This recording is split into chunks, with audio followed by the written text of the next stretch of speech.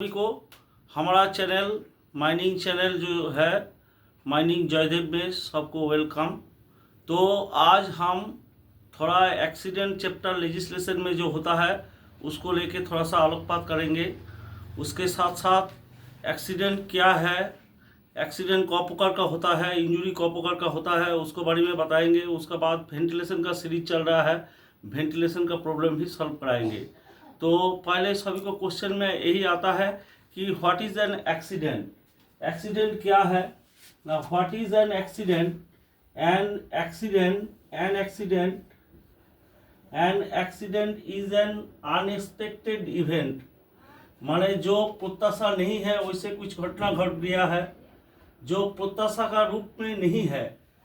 तो an accident is an unexpected event causing, जिसमें क्या होता है ना, लॉस ऑफ लाइफ, लाइफ का लॉस होता है और बॉडीली इंजरी होता है। It occurs as a result of combination of the following, ये तीनों कारण से होता है एक्सीडेंट। एक नंबर होता है वर्किंग एनवायरनमेंट, जहाँ आदमी काम करता है वहाँ का एनवायरनमेंट में से एक्सीडेंट हो सकता है। कोई इक्विपमेंट मशीनरी है, मशीनरी का नाट खुल के आ गया तो कपाल में मारा तो उसका चोट लग गया, इक्विपमेंट से हो सकता है। ह्यूमन फेलियर, कोई रास्ता में जा रहा है वो ब्रेक कसने नहीं सका तो उसका एक्सीडेंट हो सकता है। तो एक्सीडेंट का जो डेफिनेशन है बहुत ही सिंपल सा डेफिनेशन हम दिए हैं, आप लोग पढ़ के रखेंगे, देखेंगे। थोड़ा कुछ भूल होगा तो भी बोलेंगे, कमेंट करेंगे। An accident is an unexpected event causing loss of life और bodily injury. It occur as a result of combination of the following. एक number working environment, working environment में जैसे हो सकता है कुछ लाइट का ये इतना कम है कि कोई आदमी गिर गया तो उसको हो सकता है वर्किंग एनवायरनमेंट में। इक्विपमेंट में बोला है, ह्यूमन फेलियर में बोला है, एक एग्जाम्पल दिया है।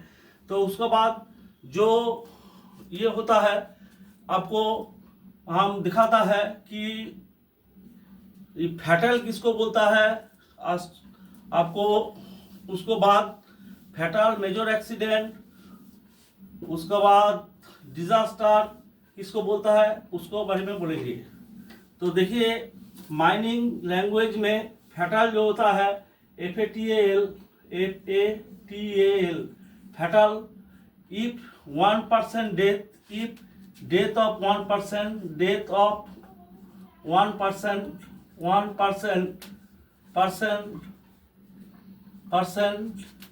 is called fatal, FATAL, fatal। एक आदमी मर जाएगा तो उसको फैटल बोलता है। मेजर एक्सीडेंट किसको बोलता है ना, major accident MAJOR, major accident होता है एक्सीडेंट, मेजर एक्सीडेंट होता है 1 to 9% डेथ, पर्सन डेथ कर जाएगा, पर्सन डेथ हो जाएगा तो उसको बोलेगा आपको मेजर डेथ हो जाएगा, उसको बोलेगा मेजर एक्सीडेंट। और डिजास्टर किसको बोलता है DISAS, डिजास्टर होता है more than 10% death, more than 10% death, more than 10% death, 10% PERSONS persons death यदि हो जाएगा तो आपको उसको बोलेगा डिजास्टर। तो डिजास्टर भी फैटल है, मेजर एक्सीडेंट भी फैटल है, क्योंकि एक आदमी तो मरता है उससे, और फैटल एक आदमी मरेगा तो फैटल होता है। इसको बाद हम इंजुरी को लेके बोलेंगे। तो इंजुरी लेके जो है उसमें हम बता रहा है कि देखिए माइनर इंजुरी जो होता है, माइनर इंजुरी जो होता है,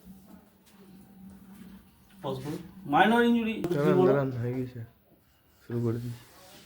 शुरू इंजुरी, माइनर इंजुरी जो है, माइनर MINOR, माइनर इंजुरी जो होता है वो कोई चोट का कारण से यदि 24 घंटा से ज़्यादा आपको उसको भुगतना पड़ेगा, माने ड्यूटी करने नहीं सकेगा, लेकिन लेस देन 24 घंटा तक, लेकिन लेस देन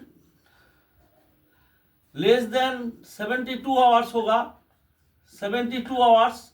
उस चोट का कारण से यदि कोई व्यक्ति आपको ड्यूटी करने नहीं पाएगा, ऐसे चोट लगा है, तो 24 घंटा और मोर, 24 आवर्स और more but less than more 24 hours और मोर बट 24 आवर्स और more than 24 hour but less than 72 hours duty से एब्सेंट रहेगा, तो इसको बोलेगा माइनर। इसके बाद होता है रिपोर्टेबल इंजुरी। रिपोर्टेबल इंजुरी में ऐसे चोट लगा है कि उसका संभावना है ड्यूटी 72 आवर्स तक ड्यूटी नहीं कर सकेगा, 72 आवर्स तक, और more than 72 hours, more than 72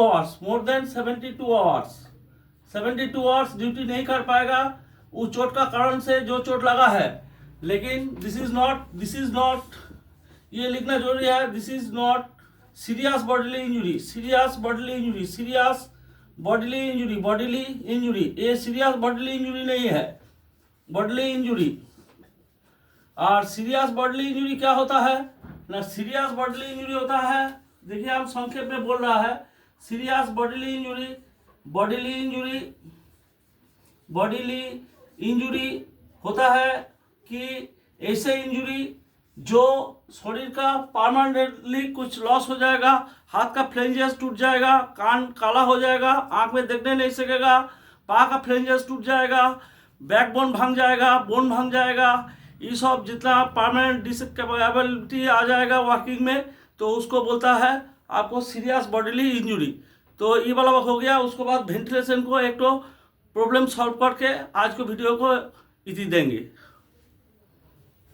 देखो जो वेंटिलेशन के बारे में बोले थे, तो एक तो बहुत ही इंपॉर्टेंट मैथ हम प्रॉब्लम राइट डाउन किया है, वो है pressure loss due to bend in a duct is 90 pascal. Air flow at a velocity 10 meter per second in the duct at density of air density 1.2 kg per meter cube. The corresponding shock factor is, ये हो गया आपको PL is equal to pressure loss due to bend.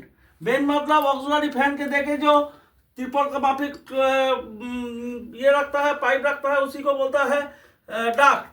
तो उसका है आपको pascal है pressure loss due to bend, मैंने बेंड रह जाएगा, यदि पाइप में ऐसे बेंड रह जाएगा तो पाइप में प्रेशर लॉस हो जाएगा। ये सब जगह में पाइप को सीधा रखना चाहिए, तो वो वाला बेंड लॉस है 90 pascal. X is equal to corresponding shock factor, वो क्वेश्चन में जी का समार्क है। और rho is equal to density of air 1.2 kg per meter cube, velocity है 10 metre per second. Again here delta PL pressure loss due to bend in the duct is 90, x is equal to corresponding shock factor, rho is equal to 1.2, v is equal to 10 meter per second. So I have just put down the value 90 is equal to x into 1.2 and 10 squared by 2, इसमें 2 से काटाकुटी हुआ 50 हुआ, तो 60x is equal to 90, again this side equal to this side, x is equal to 1.5। तो corresponding shock factor जो है वो answer होगा आपको 1.5। थोड़ा अच्छा से दिखा दीजिए। तो ये वेंटिलेशन का प्रॉब्लम भी सॉल्व हो गया। तो इस बार आप सभी को नमस्कार देते हुए हमारा चैनल का तरफ से रिक्वेस्ट है कि आप लोग सब्सक्राइब कीजिए, मेंबरशिप बढ़ाइए और लाइक शेयर कमेंट करिए। आप सभी को नमस्कार देते हुए यही हमारा वीडियो को विराम देते हैं। नमस्कार।